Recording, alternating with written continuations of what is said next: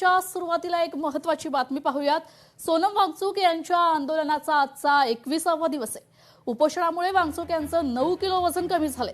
20 जुलैला सोनम वांगचुक यांचे चलो संसद आंदोलन आहे। मी 20 जुलैपर्यंत कसाही जिवंत राहण्याचा प्रयत्न करेन असं सोनम वांगचुक म्हणतायत। अन्यथा 20 जुलैच्या आंदोलनात भूत बनून परत येईन असं देखील वक्तव्य वांगचुक यांनी केलेलं आहे।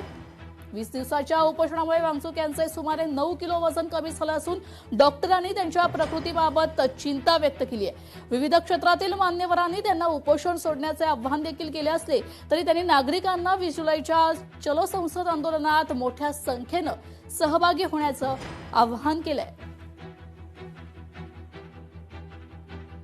जब हम बहुत ही शांतिपूर्ण तरीके से मार्च निकालेंगे संसद तक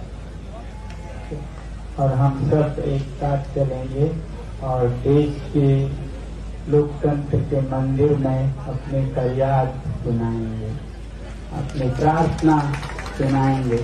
आप सब चलेंगे हमारे साथ? वादा?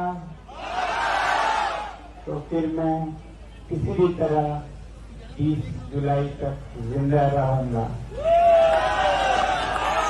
और नहीं आए और 20 जुलाई सफल नहीं रहा तो मैं भूत बन के आऊंगा।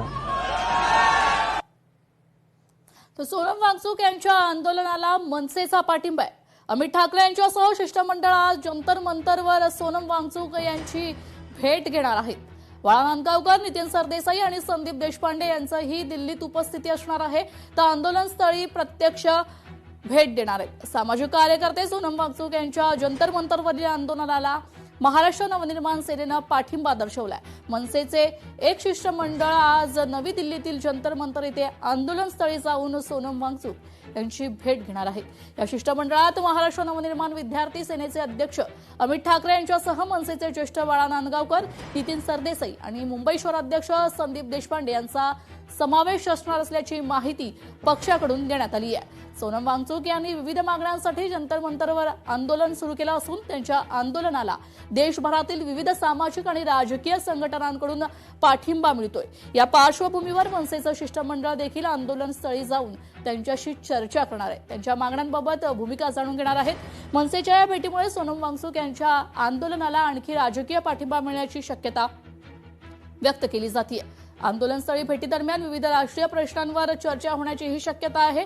त्यानंतर मनसेकडून अधिकृत भूमिका देखील मांडली जाण्याची अपेक्षा आहे।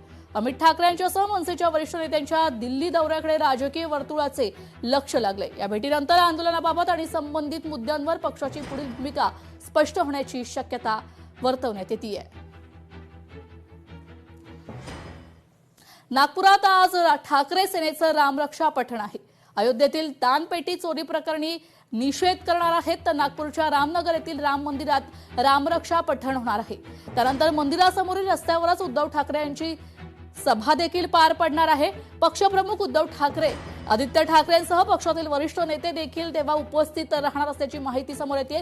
तर राम मंदिरातील चोरीच्या मुद्द्यावरून उद्धव ठाकरेंकडून भाजपला घेरण्याचा देखील प्रयत्न होतो का हे पाहणं देखील तितकंच महत्त्वाचं ठरणार आहे। शिवसेनेकडून सरसंघचालक मोहन भागवत, मुख्यमंत्री देवेंद्र फडणवीस यांना या कार्यक्रमात सहभागी होण्यासाठी देखील निमंत्रण देण्यात आले। उद्धव ठाकरे यांचा रामरक्षा पठण ढोंगीपणा असल्याची बावनकुळेंनी टीका देखील केली आहे। तर भाजपकडून करण्यात आलेल्या टीकेला सभेतून उद्धव ठाकरे उत्तर देणार का हे पाहणं देखील आता तितकंच महत्त्वाचं ठरणार आहे।